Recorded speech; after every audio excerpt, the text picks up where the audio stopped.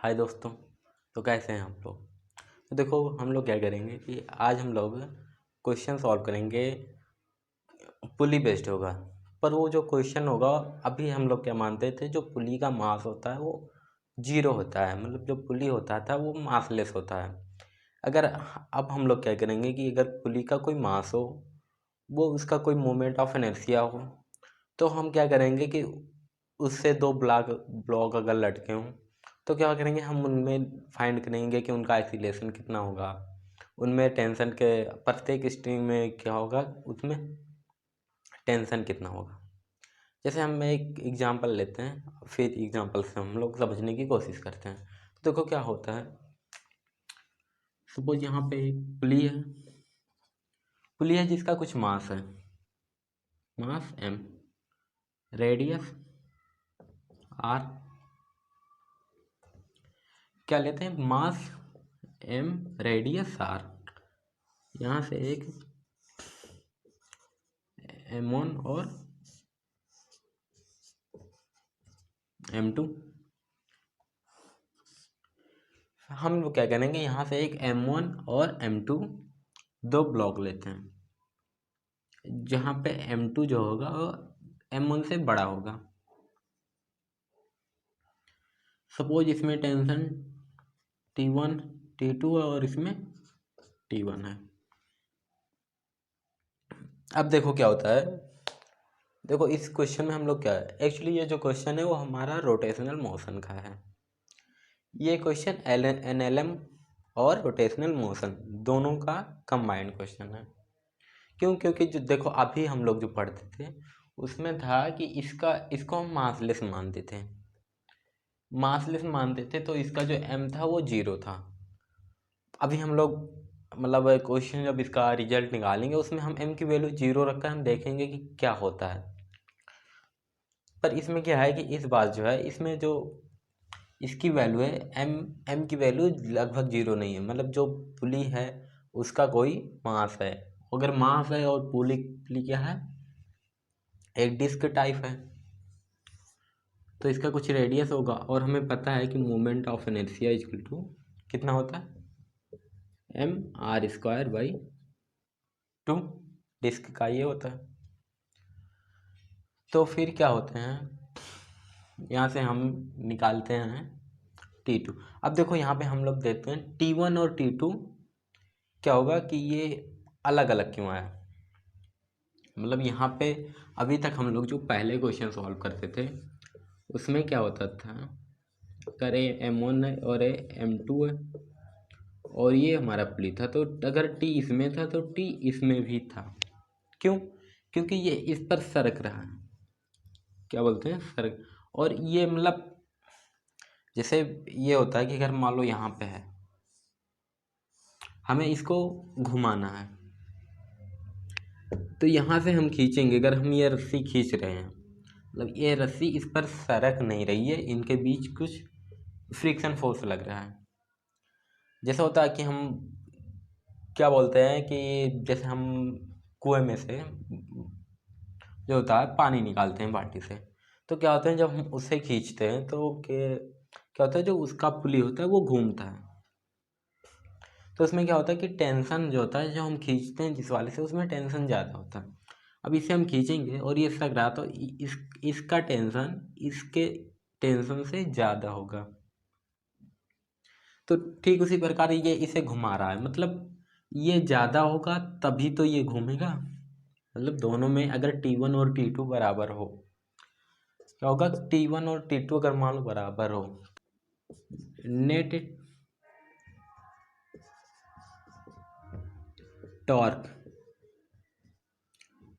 क्या होगा, जीरो होगा। और जीरो होगा तो ये पुली घूमेगी नहीं। मतलब T2 और T1 में दोनों क्या होते हैं कि बराबर नहीं होने चाहिए। ठीक है। अब देखो हम लोग इसे कैसे फाइंड करेंगे, कि मतलब हम लोग देखेंगे इसे कैसे फाइंड करते हैं T1 और T2। और अगर मान लो, हाँ ये देखो, ये स्प्रिंग जो है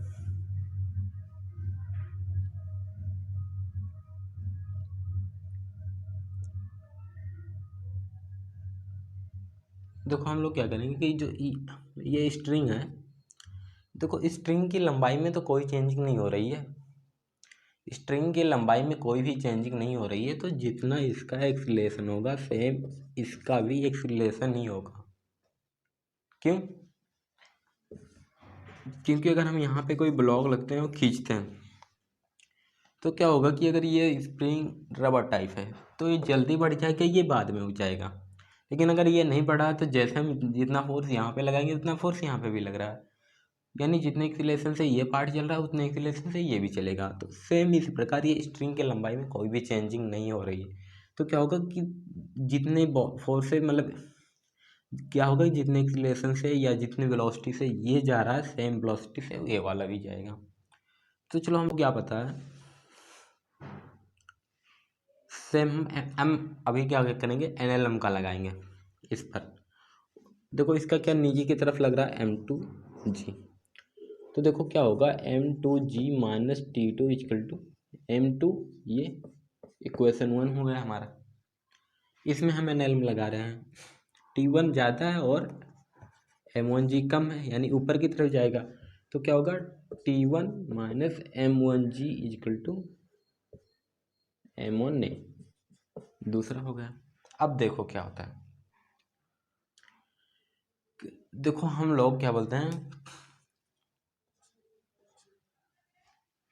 T2 इधर की तरफ लग रहा है और T1 इधर की तरफ, T2 T1 से ज़्यादा होगा तभी ये इधर की तरफ घूमेगा।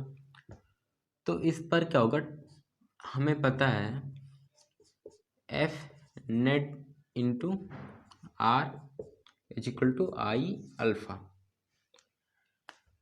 हमें टॉर्क क्या होता है F R, टॉर्क क्या होता है F into R cross F equal to क्या होगा आई अल्फा, ये फॉर्मूला होता है torque equal to R F into R या इक्वल टू आई अल्फा। अब देखो यहाँ पे इस पर कितना लग रहा है, इस डायरेक्शन में T2 इंटू आर, फोर्स कितना लग रहा है T2 इंटू आर, और ये इसके अपोजिट लग रहा है, ये इस तरफ लग रहा है तो ये इसके अपोजिट लग रहा है minus T1 into R equal to I alpha. और हमें पता है A equal to R alpha R होता है, यहाँ से T2 minus T1 R equal to I A upon alpha, sorry I A upon R, इस फॉर्मूले से इस आर को भी हम नीचे ले जा रहे हैं, इसे हम इक्वेशन 3 मान ले रहे हैं।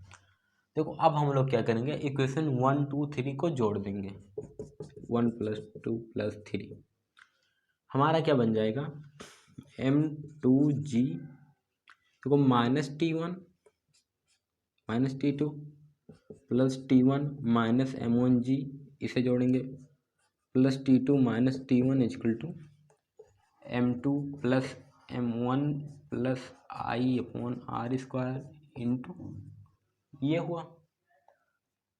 हमें ये की वैल्यू फाइंड करनी है, तो यहाँ से क्या होगा ये कैंसिल हो जाएगा, सॉरी और ये कैंसिल हो जाएगा, हमारा क्या बचा M2 minus M1G equal to M1 plus M2 plus I upon R square into A.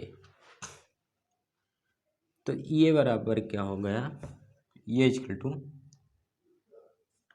Are square हो जाएगा और सबके आर, तो आर स्क्वायर क्या होगा M2 minus M1 R square G upon I plus M1 plus M2 into R square. ये हमारी ए की वैल्यू फाइंड हो गई। देखो फिर अगर हमें T1 और T2 की वैल्यू फाइंड करनी है, इन दोनों में टेंशन कितना होगा, चलो फाइंड कर लेते हैं। ये की वैल्यू हम इसमें रख लेते हैं, तो यहाँ से हम यहाँ से हमारा हो गया m2g माइनस m2, ये m2 minus m1 R square G upon I plus m1 plus m2 into R square is equal to T2। इस इक्वेशन में हम क्या करेंगे, T2 इक्वल टू क्या हो जाएगा, इसका मल्टीप्लाई हो जाएगा, सॉरी इसमें क्या करेंगे, ये हो जाएगा m2 हम कॉमन लेंगे, m2g कॉमन ले लेंगे, I plus m1 plus m2 R square plus minus m2 minus m1 यानी plus m1 minus m2 into R square upon यही हो जाएगा I plus m1 plus m2 R square. तो यहाँ से ये m2 कैंसिल हो जाएगा, तो क्या आ जाएगा m2g into m1 plus m1 I plus 2m1 R square upon I plus m1 plus m2 into R square. ये हमारा T2 के वैल्यू आ जाएगा। सेम इसी प्रकार हम क्या बोलेंगे, ए की वैल्यू इसमें रख देंगे तो हमारा T1 की वैल्यू फाइंड आएगी। अब देखो T1 की, देखो यहाँ से हम इसे मिटा देते हैं और हम क्या बोलते हैं, T1 की वैल्यू फाइंड कर हो जाएगा m1 ए की value m2 minus m1 R square G upon I plus m1 plus m2 into R square plus m1g।